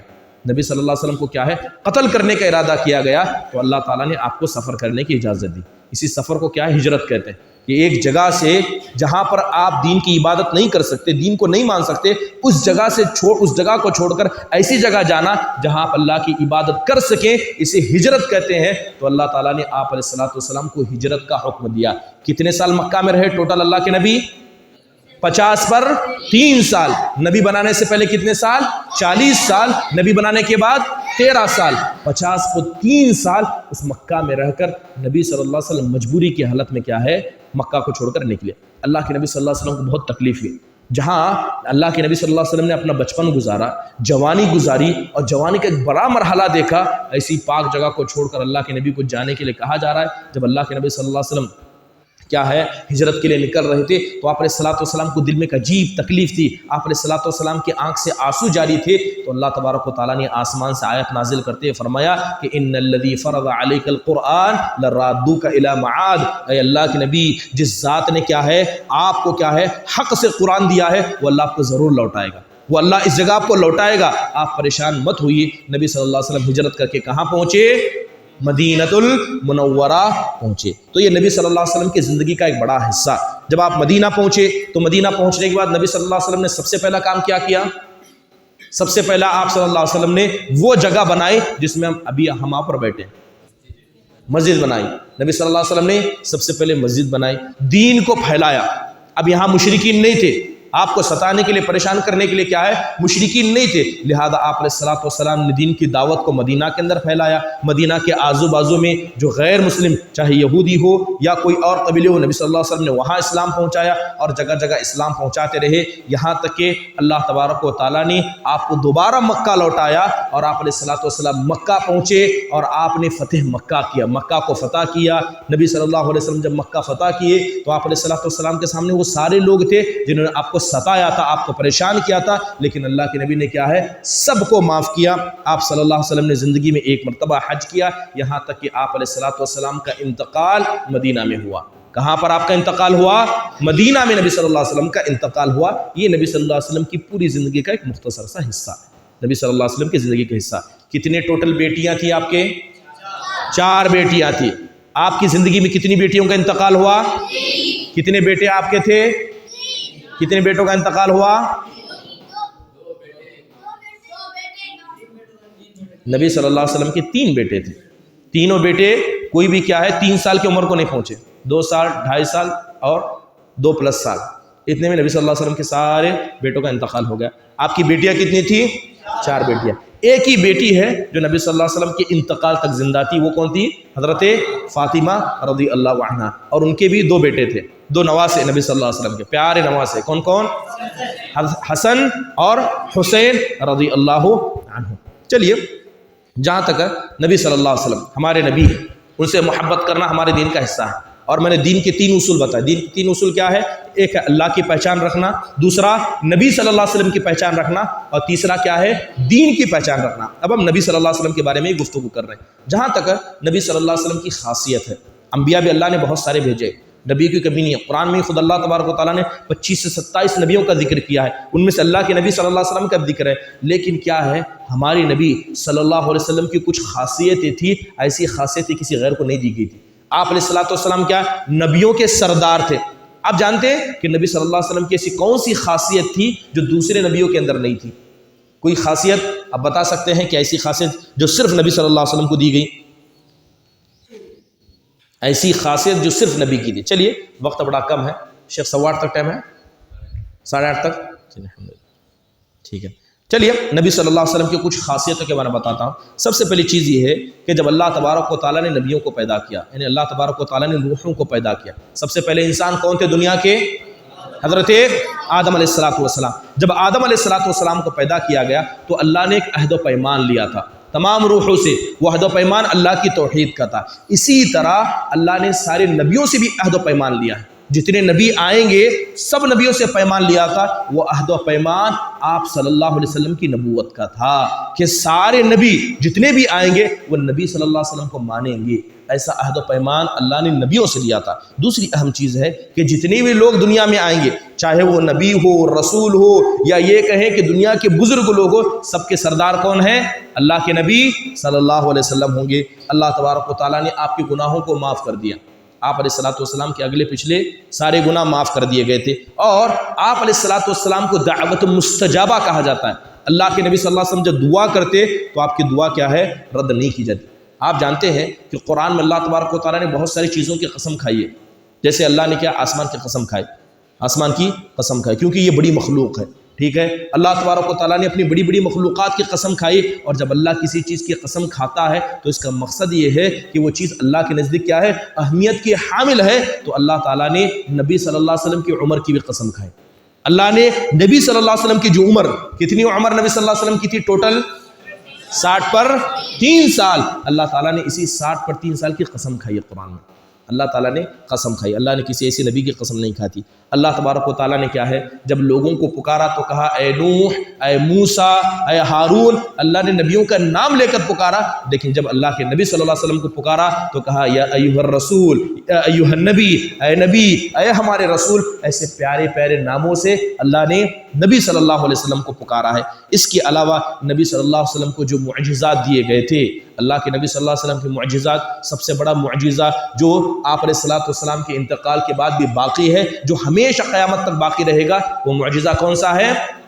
قرآن کا۔ وہ معجزہ قرآن کا ہے جو ہمارے پاس ہے، جس کی تلاوت ہم بہت کم کرتے ہیں، جس کی تلاوت کیا ہے؟ ہم بہت ہی کم کرتے ہیں، جس کے معنی و مفہوم کو سمجھنے کی کوشش بھی نہیں کرتے۔ مجھے کل چند بچے دعا پڑھنے کے لیے ساتھ میں بیٹھے ہوئے تھے، ان میں سے تقریباً 6 بچے جو میرے ساتھ بیٹھے ہوئے تھے جنہیں الف با پڑھنا بھی نہیں آتا، 15-16 سال کے بچے، وہ بچے یہاں موجود ہیں، 15 سال کے بچے ہو گئے ہیں اور ان کو الف با پڑھنا نہیں آتا۔ بڑے افسوس کی بات ہے، محلے کی مسجد ہے اور ماشاءاللہ یہ رائے دور جیسا مقام ہے، تو ضروری نہیں ہے کہ مکتب میں اگر کوئی بچے نہ آئے تو ہم چھوڑ دیں، ہمیں دین پھیلانا ہے اور پھیلانے کے لیے ہمیں خود جانا پڑتا ہے۔ تو لہذا یہاں کے جو ذمہ دار ہیں، چاہے علماء ذمہ دار ہو، یہاں جماعت کے ذمہ دار ہو، ایسے بچے جو اس محلے کے ہیں، جو آس پاس میں رہتے ہیں، مکتب کو نہیں آتے ہیں، ہماری ذمہ داری ہے کہ ان بچوں کو مکتب لایا جائے، انہیں دین کی تعلیم پہنچایا جائے۔ تو لہذا کوشش کریں کہ یہ قرآن جسے اللہ تبارک و تعالیٰ نے قیامت تک باقی رہنے والا معجزہ بنایا، اس قرآن کی بھی اگر ہم تلاوت نہیں کر پائیں تو کتنی افسوس کی بات ہے۔ تو لہذا یہ قرآن کریم کیا ہے، اللہ تبارک و تعالیٰ کے بڑے معجزوں میں سے ہے۔ اور جان لیجئے کہ مثال کے طور پر اگر میں نے آپ کو ایک اچھی بات بتائی، تو جو بات میں نے آپ کو بتائی اگر اس پر آپ عمل کریں گے تو اللہ تبارک و تعالیٰ کے غفور الرحیم ہے اور اللہ بہت دینے والا ہے۔ تو اللہ کے نبی صلی اللہ علیہ وسلم فرماتے ہیں کہ بتانے والے کو اتنا ہی ثواب ملے گا جتنا عمل کرنے والے کو ملے گا، بتانے والے کو اتنا ثواب ملے گا جتنا عمل کرنے والے کو ملے گا۔ اب بتائیے کہ 1400 سال ہو گئے نبی صلی اللہ علیہ وسلم کو چلے گئے، انتقال ہوئے، اللہ کے نبی صلی اللہ علیہ وسلم کی تعلیمات پر کتنے لوگ عمل کر رہے ہیں؟ کتنے لوگوں نے نمازیں پڑھی، حج کیے، روزہ کیے، ان سب کا ثواب کس کو جا رہا ہے؟ اللہ کے نبی صلی اللہ علیہ وسلم کو۔ اور یاد رکھیں کہ جتنی امتیں ہیں یہ امت محمدیہ سب سے بڑی امت ہے، جتنی امتیں گزری، چاہے حضرت نوح علیہ السلام سے لیجئے اور حضرت موسیٰ عیسیٰ آخر تک لیجئے، سب سے بڑی امت کون سی ہے؟ یہ امت محمدیہ ہے۔ اور جتنے لوگ یہ عمل کریں گے سب کا ثواب کس کو جائے گا؟ اللہ کے نبی صلی اللہ علیہ وسلم۔ اس اعتبار سے پوری دنیا کے اندر سب سے زیادہ ثواب کمانے والے شخص کون ہیں؟ پیارے نبی جناب محمد الرسول اللہ صلی اللہ علیہ وسلم ہے۔ اسی لیے کیا ہے، آپ علیہ السلام کو قیامت کے دن حوض کوثر دیا جائے گا، سب سے بڑا حوض، سارے نبی کو بھی حوض دیا جائے گا، لیکن نبی صلی اللہ علیہ وسلم کا حوض سب سے بڑا ہوگا۔ سب سے پہلے پل صراط پر کون چلیں گے؟ پیارے نبی صلی اللہ علیہ وسلم سے چلیں گے۔ سب سے پہلے جنت کا دروازہ کون کھولیں گے اور جنت میں اپنے روح اور جسم کے ساتھ کون داخل ہوں گے؟ وہ کیا ہے؟ پیارے نبی صلی اللہ علیہ وسلم ہوں گے۔ ٹھیک ہے، اس کے علاوہ کیا ہے، اس امت کی ایک بڑی خاصیت جس میں اللہ کے نبی صلی اللہ علیہ وسلم کی اہمیت بتاتی ہے کہ ترتیب کے اعتبار سے سب سے پہلی امت کون سی ہے؟ حضرت آدم کی، اس کے بعد حضرت نوح کی، ایسے نبیوں کا سلسلہ آتے آتے سب سے آخری امت کیا ہے؟ ہم ہیں، سب سے آخری امت ہے، سب سے لاسٹ میں ہم آئے، لیکن جنت میں داخل جانے کے اعتبار سے الٹا ہوگا۔ جنت میں جانے کے اعتبار سے، قیامت کے دن حساب و کتاب کے اعتبار سے پورا الٹا ہوگا۔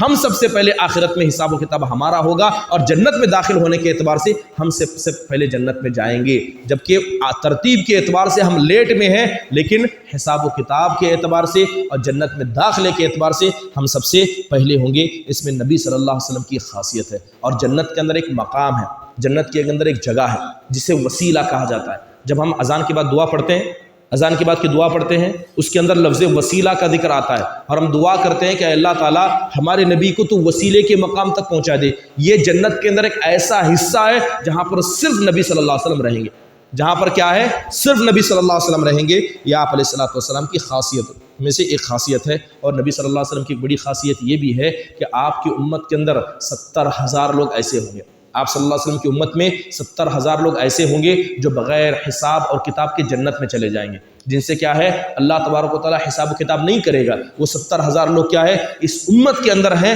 اور یہ امت کی خاصیتوں میں سے ایک خاصیت ہے۔ اس کے علاوہ جو احادیث کے اندر نبی صلی اللہ علیہ وسلم کی خاصیتیں بیان کی گئی کہ اللہ نے آپ کے لیے غنیمت کو حلال قرار دیا، مسجد کیا ہے، جہاں انسان کو جگہ ہو جائے وہاں انسان نماز پڑھ سکتا ہے، یہ نبی صلی اللہ علیہ وسلم کی خاصیتوں میں سے آتا ہے۔ اللہ تعالیٰ نے ایک عجیب ڈر نبی صلی اللہ علیہ وسلم کو دیا تھا جسے رعب و دبدبہ کہا جاتا ہے۔ نبی صلی اللہ علیہ وسلم رعب دبدبے والے تھے، جو بھی نبی صلی اللہ علیہ وسلم کو پہلی بار دیکھتا وہ گھبرا جاتا۔ جیسے کہ حدیث کے اندر آتا ہے کہ ایک مرتبہ نبی صلی اللہ علیہ وسلم کیا ہے، اپنے گھر میں تشریف فرما تھے، تو لوگ کیا ہے، نبی صلی اللہ علیہ وسلم کے پاس آتے اور دین کی معلومات حاصل کرتے۔ ایک نوجوان اللہ کے نبی کے پاس آیا، وہ پہلی بار آپ صلی اللہ علیہ وسلم کو دیکھ رہا تھا۔ جیسے ہی نوجوان کیا ہے، نبی صلی اللہ علیہ وسلم کے پاس آیا اور سب سے پہلے اس نے اللہ کے نبی کو دیکھا، وہ گھبرا گیا، وہ ڈر گیا. اور یہ ڈر کیا ہے؟ اللہ نے نبی صلی اللہ علیہ وسلم کے پاس رکھا تھا. جو بھی آپ کو پہلی بار دیکھتا وہ گھبرا جاتا ہے. یہاں تک کہ مشرکین، یہاں تک کہ جو لوگ اسلام نہیں لائے ہیں، وہ کئی لمبی مسافت ہی سے نبی صلی اللہ علیہ وسلم کا ڈر ان کے دل میں تھا. جیسی نوجوان نبی صلی اللہ علیہ وسلم کے پاس داخل ہوا تو وہ نوجوان کے جو یہ بازو تھے، جس کے شولڈر تھے، کپ کپانے لگے. مارے گھبراہٹ کے کپ کپانے لگے. اللہ کے نبی صلی اللہ علیہ وسلم نے جو اس نوجوان کو دیکھا، اس کی حالت کو دیکھا، تو اللہ کے نبی صلی اللہ علیہ وسلم نے فرمایا کہ گھبرانے کی ضرورت نہیں، گھبرانے کی ضرورت نہیں، آؤ میرے پاس آؤ. نہ میں بادشاہ ہوں، نہ بادشاہوں کو بیٹا ہوں، انما انا ابن امرات تاکل القدید بمکہ، بلکہ میں تو ایک ایسی ماں کا بیٹا ہوں جو ماں کیا ہے، مکہ کے اندر کبھی گوشت کو، سوکھے گوشت کو پانی میں بھگا کر کھایا کرتی. ایسی معمولی ماں کا ایک معمولی میں بیٹا ہوں. تو نبی صلی اللہ علیہ وسلم نے اس نوجوان کو اپنے قریب بلایا تھا، اور وہ نوجوان کیا ہے، نبی صلی اللہ علیہ وسلم کے رعب میں مبتلا ہو گیا تھا. اس کے علاوہ کیا ہے، نبی صلی اللہ علیہ وسلم جتنے بھی انبیاء کو اللہ نے وحی کی ہے، لیکن نبی صلی اللہ علیہ وسلم کی خاصیت یہ ہے کہ اللہ تعالیٰ نے وحی کی 3 قسمیں ہیں. یہ تینوں طریقے سے اللہ کے نبی پر وحی کی گئی. وہی 3 طریقے سے اللہ کرتا ہے. یعنی اللہ جب اپنا پیغام انسانوں تک پہنچانا چاہتا ہے تو اللہ 3 طریقے سے پہنچاتا ہے، اور یہ تینوں چیزیں، یہ تینوں طریقے نبی صلی اللہ علیہ وسلم کے ساتھ اپنائے گئے. سب سے پہلا طریقہ سچے خواب. سچے خواب. اگر اللہ تبارک و تعالیٰ نبیوں کو خواب دکھائے تو نبیوں کا خواب بھی کیا ہوتا ہے، یہ وحی ہوتی ہے، یہ وحی ہوتی ہے. نبی صلی اللہ علیہ وسلم نے سچے خواب دیکھے. بغیر واسطے کی گفتگو کرنا، حضرت جبرائیل جو واسطہ ہوتے ہیں، بغیر واسطے کی گفتگو کرنا. اللہ کے نبی صلی اللہ علیہ وسلم کو معراج کرایا گیا تھا. یہ معراج اللہ کے نبی کو مدینہ میں کرایا گیا تھا یا مکہ میں کرایا گیا تھا؟ معراج کہاں ہوا تھا؟ مکہ. اسلام کہاں پھیلا؟ مکہ میں پھیلا یا مدینہ میں پھیلا؟ مدینہ میں. معراج کہاں ہوئی؟ مکہ میں ہوئی. اور کوئی؟ طائف، جدہ، ریاض، کعبۃ اللہ میں ہوئی. باتوں کو غور سے سنیں اور یاد رکھیں، ٹھیک ہے؟ معراج نبی صلی اللہ علیہ وسلم کو مکہ میں رہتے ہوئے کرائی گئی. 2 چیزیں، ایک ہے اسراء، ایک ہے معراج. سنتے اکثر معراج کے کنڈے سنے ہیں؟ ہاں، کنڈے کے بارے میں سب کو یاد ہے، لیکن معراج کب ہوئی وہ یاد نہیں، کس جگہ ہوئی وہ یاد نہیں. یہی فرق پڑتا ہے ماحول کا. اگر ماحول اچھا رہا تو سب اچھے ہیں، ماحول خراب رہا تو سب کیا ہے ویسے. نبی صلی اللہ علیہ وسلم کیا ہے، جب مکہ میں تھے تو آخری سال جب نبی صلی اللہ علیہ وسلم کیا ہجرت سے کچھ سال پہلے نبی صلی اللہ علیہ وسلم کے ایک چچا تھے. چچا کا نام تھا ابو طالب. ابو طالب یہ مسلمان نہیں ہوئے، بغیر اسلام قبول بھی کرے کیا ہے انتقال کر گئے. تو یہ آپ کے چچا تھے، یہ آپ کی بیک بون تھے، نبی صلی اللہ علیہ وسلم کے بہترین سپورٹر. مشرکین کیا کبھی اللہ کے نبی صلی اللہ علیہ وسلم کو مار دیتے، لیکن آپ کے سپورٹر میں کون تھے؟ آپ کے خاندان کے، آپ کے مضبوط چچا ابو طالب تھے. 1 سال انتقال ہو گیا. اسی سال آپ کی پیاری بیوی حضرت خدیجہ کا انتقال ہو گیا. اور حضرت خدیجہ یہ آپ کے سارے بچوں کی اکیلی ماں ہے. نبی صلی اللہ علیہ وسلم کی کتنی اولاد تھی؟ کتنی اولاد؟ کتنی بیٹیاں ہوئی؟ بیٹیاں 4، بیٹے 3. 4 بیٹیاں، 2 بیٹے، سب خدیجہ سے تھے سارے. صرف ایک ابراہیم کیا ہے دوسری عورت سے تھے. ورنہ نبی صلی اللہ علیہ وسلم کے ساری اولاد کس سے تھے؟ حضرت خدیجہ رضی اللہ عنہ سے. سب سے پہلی عورت جس سے نبی صلی اللہ علیہ وسلم نے شادی کی، نبی صلی اللہ علیہ وسلم کی مدد کرنے والی. اللہ کے نبی ان کی انتقال کے بعد ان کو اتنا یاد کرتے تھے. حضرت عائشہ کہتی ہیں کہ جب بھی کوئی اچھی چیز ہوتی اللہ کے نبی حضرت خدیجہ کو یاد کرتے. گھر میں اچھا کھانا پکا، حضرت خدیجہ تو انتقال کر کے چلی گئی، ان کی سہیلیوں کو بھیجتے تھے. حضرت خدیجہ کی محبت میں یہ حضرت خدیجہ وہ تھی. اور یاد رکھیں کہ امت مسلمہ کے اندر عمومی طور پر اس دنیا کی سب سے افضل عورت حضرت خدیجہ ہیں. سب سے افضل عورت اس امت کی، امت محمدیہ کی، وہ کون ہے؟ حضرت خدیجہ رضی اللہ عنہ. تو آپ کے سارے اولاد 4 بیٹیاں اور 2 بیٹے کس سے ہوئے تھے؟ خدیجہ رضی اللہ عنہ. یہ خدیجہ بھی اسی سال انتقال کر گئی. نبی صلی اللہ علیہ وسلم کے چچا کا انتقال ہو گیا، حضرت خدیجہ کا انتقال ہو گیا. نبی صلی اللہ علیہ وسلم اتنے غمگین ہوئے کہ نہ گھر کا سہارا بچا، نہ گھر کے باہر کا سہارا بچا. اسی وقت اللہ تعالیٰ نے آپ کو آسمانوں پر بلایا تھا. آسمانوں پر نبی صلی اللہ علیہ وسلم کو بلایا تھا تاکہ آپ کو تسلی دی جائے کہ اللہ بھی موجود ہے، اللہ کی ذات باقی ہے. اگر آپ کے گھر کا سہارا ٹوٹ گیا، گھر کے باہر کا سہارا ٹوٹ گیا، تو آپ اس سہاروں کو پکڑیے جو سہارا کبھی خیانت نہیں کرتا. وہ سہارا کس کا ہے؟ وہ اللہ کی ذات کا سہارا ہے. فَإِنَّهُ الرُّكْنُ فَإِنْ خَانَتْكَ الْأَرْكَانُ کہ اللہ کا سہارا اتنا مضبوط سہارا ہے کہ دنیا کے سارے سہارے دھوکہ دے سکتے ہیں، لیکن اللہ کا سہارا کبھی انسان کو دھوکہ نہیں دے سکتا. تو اللہ تبارک و تعالیٰ نے آپ کو آسمان پر بلایا، جنت کو دکھایا گیا، جہنم کو دکھایا گیا، انبیاء سے گفتگو کرائی گئی آپ صلی اللہ علیہ وسلم کے دل کو تسلی پہنچانے کے لیے. اور یہ کہاں ہوا ہے؟ مکہ میں، مدینہ میں یا طائف میں؟ کہاں ہوا ہے؟ مکہ میں ہوا ہے. کہاں ہوا ہے؟ مکہ کے اندر. ٹھیک ہے، تو نبی صلی اللہ علیہ وسلم کیا ہے، جب معراج پر گئے تھے تو اللہ نے آپ سے بغیر واسطے کے کلام کیا تھا، یہ وحی کا دوسرا قسم تھا، اور وحی کی تیسری قسم حضرت جبرائیل کے ذریعے آنا۔ تو یہ تینوں قسم کی وحی کیا ہے، نبی صلی اللہ علیہ وسلم کے ساتھ کی گئی تھی، یہ نبی صلی اللہ علیہ وسلم کی خاصیت میں سے ہے۔ اس کے علاوہ بہت ساری باتیں ہیں، ٹھیک ہے۔ اللہ تعالیٰ نے کیا ہے، کسی بھی نبیوں کو آفر نہیں دیا، جتنے انبیاء گزرے ہیں کسی بھی نبی کو یہ آفر نہیں دیا کہ وہ چاہے تو فرشتے بن جائے، چاہے تو فرشتے بن جائے۔ اللہ کے نبی صلی اللہ علیہ وسلم کو آفر دیا گیا تھا، اللہ کے نبی کو آفر دیا گیا تھا۔ ایک فرشتہ آسمان سے آیا، حضرت جبرائیل علیہ السلام موجود تھے، تیز آسمان میں آواز آئی تو نبی صلی اللہ علیہ وسلم نے آسمان کی طرف دیکھا تو حضرت جبرائیل نے پوچھا کہ جانتے ہیں کس چیز کی آواز ہے؟ تو اللہ کے نبی نے کہا کہ نہیں پتہ۔ تو اللہ کے نبی سے کہا گیا کہ یہ آسمان کا ایک وہ دروازہ ہے کہ یہ پہلی بار کھولا گیا، اس سے پہلے یہ آسمان کا دروازہ نہیں کھولا گیا، اس میں سے ایک فرشتہ آیا۔ اللہ کے نبی صلی اللہ علیہ وسلم سے جبرائیل کہتے ہیں کہ یہ وہ فرشتہ ہے جو زمین پر پہلی بار آیا، اس سے پہلے بھی نہیں آیا۔ وہ فرشتہ آ کر کہتا ہے اے اللہ کے نبی صلی اللہ علیہ وسلم، اللہ نے مجھے کہا ہے کہ میں آپ سے کہوں کہ اللہ آپ کو آفر دیتا ہے، چاہے تو آپ انسان رہیں، چاہے تو اللہ ابھی آپ کو فرشتہ بنا دے، ابھی اللہ آپ کو فرشتہ بنا دے۔ نبی صلی اللہ علیہ وسلم سے حضرت جبرائیل کہتے ہیں کہ تواضع لربک یا محمد، اے اللہ کے نبی اللہ کے سامنے تواضع کیجئے، انسان ہے انسان رہیے، فرشتہ بننے کی مانگ مت کیجئے۔ تو اللہ کے نبی صلی اللہ علیہ وسلم نے کہا کہ میں ان کے بیچ میں ایک عام انسان کی طرح اور ان کا پیغمبر رسول بن کر رہنا چاہتا ہوں۔ تو اللہ کے نبی صلی اللہ علیہ وسلم نے انسان بننا پسند کیا۔ یہ آفر کسے دیا گیا؟ صرف اللہ کے نبی صلی اللہ علیہ وسلم کو دیا گیا تھا، ٹھیک ہے۔ اس کے علاوہ نبی صلی اللہ علیہ وسلم کی بہت ساری خاصیت ہیں، یہ تو دنیا کی خاصیت ہوئی۔ آخرت کے اندر نبی صلی اللہ علیہ وسلم کا مقام کہ وسیلہ دیا جائے گا، اور اس امت کے جتنے بھی لوگ ہوں گے جو وضو کریں گے ان کے وضو کے اعضاء قیامت کے دن چمکیں گے۔ نبی صلی اللہ علیہ وسلم کا حوض کوثر سب سے بڑا ہوگا، سب سے پہلے پل صراط پر اللہ کے نبی چلیں گے، اور اللہ کے نبی کو نبیوں پر گواہ بنایا جائے گا۔ اس کے علاوہ اس امت کے بہت سارے ایسے ہوں گے جن کا ثواب کم ہوگا، یعنی عمل کم ہوگا لیکن ثواب کیا ہے، بہت زیادہ دیا جائے گا عمر کم ہونے کے بعد بھی۔ اور اس امت کی بڑی خاصیت جو آخرت میں نبی صلی اللہ علیہ وسلم کی وجہ سے ملے گی، جنت۔ جانتے ہیں جنت کتنی بڑی ہے، جس کا تصور بھی نہیں کر سکتے۔ جنت اللہ تبارک و تعالیٰ کی اتنی بڑی نعمت ہے۔ حدیث کے اندر آتا ہے کہ جنت کے اندر 120 صف ہوں گے۔ کتنے ہوں گے؟ 120 صف۔ پوری دنیا کے لوگ جو جنت میں جائیں گے، جتنے بھی لوگ جنت میں جائیں گے 120 صف میں کھڑے ہوں گے، اس میں سے 80 صف اس امت محمدیہ کے ہوں گے۔ کتنے صف ہوں گے؟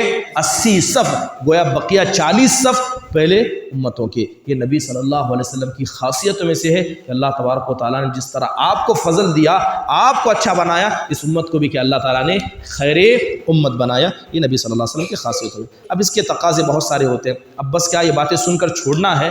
ان باتوں کا مقصد کیا بتانے کا مقصد یہ ہے کہ نبی صلی اللہ علیہ وسلم کے بارے میں جب آپ نے علم رکھا تو بہت سارے تقاضے ہوتے ہیں کہ ہم تقاضے پر عمل کریں۔ سب سے پہلے نبی صلی اللہ علیہ وسلم سے محبت کرنا، آپ کی محبت دل میں ہونی چاہیے، صرف زبان پر نہیں کہ آپ کا نام آئے تو کیا کریں، ہم انگلیاں چومیں، نام آئے تو انگلیاں چومیں، آنکھوں پر ہاتھ پھیریں، یہ محبت ہے۔ ہاں، وہی لوگ جو یہ سب کرتے ہیں گھر میں جانے کے بعد نبی صلی اللہ علیہ وسلم کی سنتوں کو بھول جاتے ہیں، مارکیٹ میں جانے کے بعد نبی صلی اللہ علیہ وسلم کی سنتوں کو بھول جاتے ہیں۔ اسے کہا جاتا ہے جھوٹی محبت۔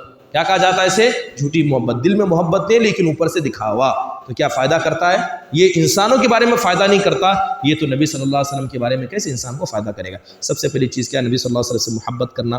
اور اس کے بعد کیا ہے؟ دوسرا تقاضا یہ ہوتا ہے کہ نبی صلی اللہ علیہ وسلم کی جتنی تعلیمات ہے سب پر عمل کرنے کی کوشش کرنا۔ اب نبی صلی اللہ علیہ وسلم کی کیا ہے، جو سنتیں ہیں وہ 3 طرح کی ہیں۔ نبی صلی اللہ علیہ وسلم کی سنتیں کتنی قسم کی ہیں؟ 3 قسم کی۔ یا تو ایک قولی، جسے اللہ کے نبی نے زبان سے کرنے کا حکم دیا کہ ایسا کرو، یا تو فعلی، جسے اللہ کے نبی نے خود کیا ہے، اللہ کے نبی نے خود کیا ہے اور آپ کو دیکھ کر صحابہ نے کیا، یہ فعلی۔ ایک ہوتا ہے تقریری سنت۔ تقریری سنت کا مطلب یہ ہے کہ نبی صلی اللہ علیہ وسلم نے کیا نہیں لیکن آپ کے سامنے کیا گیا تو آپ نے اسے روکا بھی نہیں۔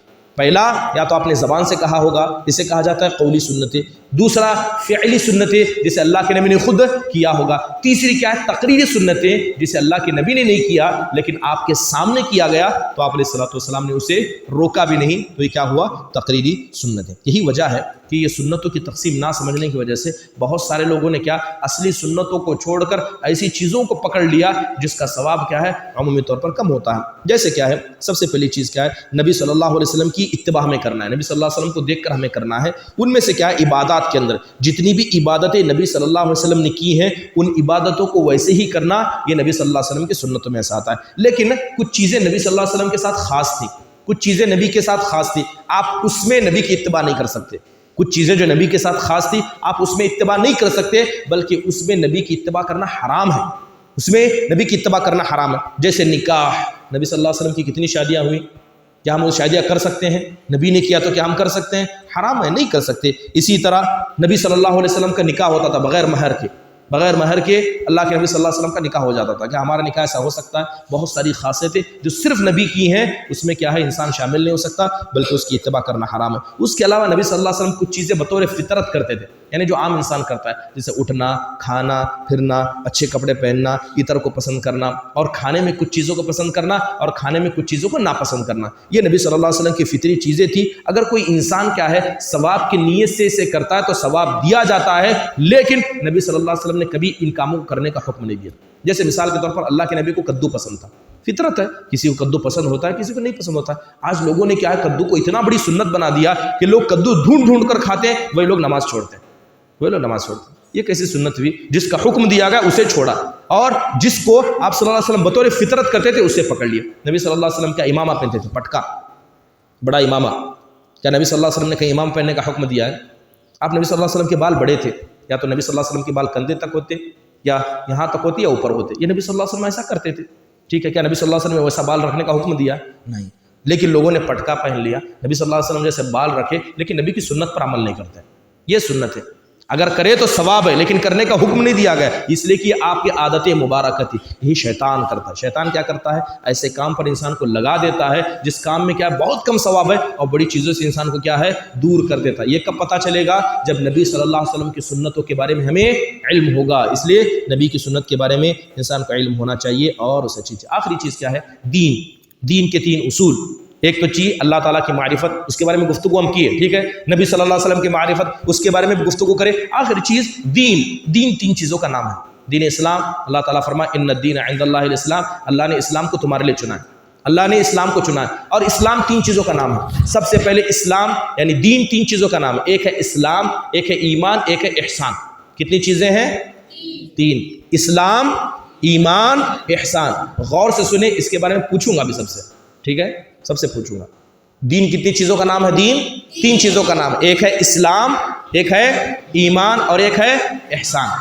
اسلام 5 چیزوں کا نام ہے۔ کل قاضی عطا الرحمن صاحب نے یہاں بیٹھ کر بتایا، اسلام 5 چیزوں کا نام ہے۔ 5 چیزوں کا ارکان جو ہے اسلام کہا جاتا ہے۔ کیا ہے 5 چیزیں؟ توحید، نماز، روزہ، حج، زکوٰۃ۔ جزاک اللہ خیر۔ 5 چیزوں کا نام اسلام ہے۔ کتنی چیزوں کا نام اسلام ہے؟ 5 چیزوں کا۔ سب سے پہلے کلمہ توحید، لا الہ الا اللہ محمد الرسول اللہ پڑھنا، اس کے بعد نماز پڑھنا، روزہ رکھنا، حج کرنا اور زکوٰۃ دینا۔ یہ کیا ہے؟ اسلام ہے۔ اگر آپ سے کہا جائے کہ آپ مسلمان ہیں تو کہیں کہ ہم مسلمان ہیں۔ اسلام کا مطلب کیا ہے؟ تو آپ بولیں گے اسلام کا مطلب یہ 5 چیزیں۔ اسلام کا مطلب یہ 5 چیزیں کون کون سی؟ کلمہ پڑھنا، نماز پڑھنا، روزہ رکھنا، حج کرنا اور زکوٰۃ دینا۔ اسے کہتے ہیں ظاہری عبادت، یعنی انسان جسے دیکھتا ہے۔ زبان سے آپ کلمہ پڑھتے ہیں تو لوگ آپ کو دیکھتے ہیں، نماز پڑھتے ہیں تو لوگ دیکھتے ہیں، زکوٰۃ دیتے ہیں تو لوگ دیکھتے ہیں، حج کرتے ہیں تو لوگ دیکھتے ہیں، یہاں تک کہ آپ روزہ رکھتے ہیں تو لوگ دیکھتے ہیں۔ اسے کہا جاتا ہے ظاہری عبادت، یعنی باہر کی عبادت جسے لوگ دیکھتے ہیں۔ اس سے بڑھ کر ایک دل کی عبادت ہے جسے ایمان کہا جاتا ہے، جسے کہا جاتا ہے ایمان۔ اسلام تو لوگوں کو دیکھ سکتے ہیں کہ کون مسلمان ہے کون مسلمان ہے، لیکن ایمان نہیں دیکھ سکتے۔ یہ ایمان کیا؟ دل کا عمل ہے۔ اور ایمان 6 چیزوں کا نام ہے۔ کتنی چیزوں کا نام ہے ایمان ہے؟ 6 چیزیں۔ اسلام کتنی چیزوں کا نام ہے؟ 5۔ کیا کیا ہے اسلام؟ کلمہ پڑھنا، نماز پڑھنا، روزہ رکھنا، حج کرنا اور زکوٰۃ دینا۔ ایمان 6 چیزوں کا نام ہے۔ سب سے پہلے اللہ کی ذات پر ایمان رکھنا، اس کے فرشتوں پر ایمان رکھنا، کتاب پر ایمان رکھنا، آخرت کے دن پر ایمان رکھنا، اور اسی طرح جو رسول اور کتاب اللہ نے ان پر ایمان رکھنا، اور اسی تقدیر کی بھلائی اور برائی پر ایمان رکھنا۔ کتنی چیزیں ہوئی؟ 6 چیزیں۔ یہ 6 چیزوں کا نام ایمان ہے۔ جیسے اسلام ظاہری عمل ہے ویسے ایمان باطنی عمل ہے۔ نماز پڑھ رہا ہے، ہم دیکھ رہے ہیں کون نماز پڑھ رہا ہے کون نماز نہیں پڑھ رہا، دیکھ رہے ہیں ہم لوگ، لیکن کون کتنا اللہ پر ایمان رکھتا ہے، کتنا فرشتوں کو مانتا ہے، کتنا نبی صلی اللہ علیہ وسلم کی سنت کو دل میں رکھتا ہے، اور کتنا کیا ہے آخرت کے دن سے ڈرتا ہے، پتہ کر سکتے ہیں؟ نہیں پتہ کر سکتے۔ یہ باطنی عمل ہے، اسے کہا جاتا ہے باطنی عمل۔ ایک ہے اسلام، ایک ہے ایمان، اور آخر میں چیز آتی ہے احسان۔ آخر میں آتا ہے احسان۔ احسان کا مطلب ہے کہ اگر کسی انسان کا اسلام مکمل ہوا، ایمان مکمل ہوا، جب یہ دونوں یعنی ظاہر بھی اور باطن بھی مل جائیں تو ملنے کے بعد ایک کنڈیشن، ایک کیفیت پیدا ہوتی ہے، اسے احسان کہتے ہیں، اسے احسان کہتے ہیں۔ احسان کی مثال نبی صلی اللہ علیہ وسلم دیتے ہیں کہ اگر کوئی آدمی کیا ہے حقیقی طور پر مسلمان ہے اور حقیقی طور پر مومن ہے، یہ دونوں چیزیں مل گئی اور مل کر ایک عبادت کے لیے کھڑا ہوا، نماز پڑھنے کے لیے کھڑا ہوا، نماز پڑھنے کے بعد وہ نماز اس طرح پڑھے کہ گویا وہ دیکھ رہا ہے کہ اللہ تعالیٰ اس کے سامنے، اللہ کے سامنے۔ اگر اللہ تبارک و تعالیٰ کو سامنے دیکھے تو انسان کتنے خشوع خضوع سے اور کتنے ادب سے کیا ہے اللہ کے سامنے نماز پڑھے گا، تو جو کیفیت انسان کی ہوتی ہے وہ کیفیت احسان کی ہے۔ اگر اتنا تصور نہیں کر سکتے تو کم از کم اسلام یہ تصور کرے کہ اللہ تبارک و تعالیٰ ہمیں دیکھ رہا ہے، یا تو ہم اللہ کو دیکھ رہے ہیں یا اللہ ہمیں دیکھ رہا ہے۔ یہ احسان کے دو ارکان ہیں۔ تو اسلام کتنی چیزوں کا نام ہوا؟ 5 چیزوں کا۔ ایمان کتنی چیزوں کا نام ہوا؟ 6 چیزوں کا۔ اور تیسری چیز ہے احسان۔ تو یہ دین کے 3 اصول۔ دین مطلب 3 چیزوں کا نام۔ دین اسلام، دین مطلب کتنی چیزوں کا نام؟ 3 چیزیں۔ دین اسلام ہے، دین ایمان ہے، دین احسان ہے۔ اور اسلام کتنی چیزوں کا نام ہے؟ 5 چیزوں کا۔ ایمان کتنی چیزوں کا نام ہے؟ 6 چیزوں کا۔ ایمان 6 چیزوں کا۔ چلیے یہاں پر اپنے بات کو ختم کرتے ہیں۔ تو انشاءاللہ تعالیٰ اس درس سے بہت سارا فائدہ ضرور ہوا ہوگا۔ یہ بتانے کا مقصد کیا ہے؟ صرف سننا نہیں ہے، بلکہ سننا ہے اور مزید علم حاصل کرنا ہے، اس کے بارے میں اور پڑھنا ہے، اللہ کی ذات کے بارے میں اور ہمیں پڑھنا ہے اور سننا ہے، اور اسی طرح نبی صلی اللہ علیہ وسلم کے بارے میں سننا ہے، اور اسی طرح کیا ہے دین اسلام کے بارے میں اور ہمیں جاننا ہے۔ چلیے بات ختم کرتے ہیں۔ وآخر دعوانا ان الحمد للہ رب العالمین۔ السلام علیکم ورحمۃ اللہ وبرکاتہ۔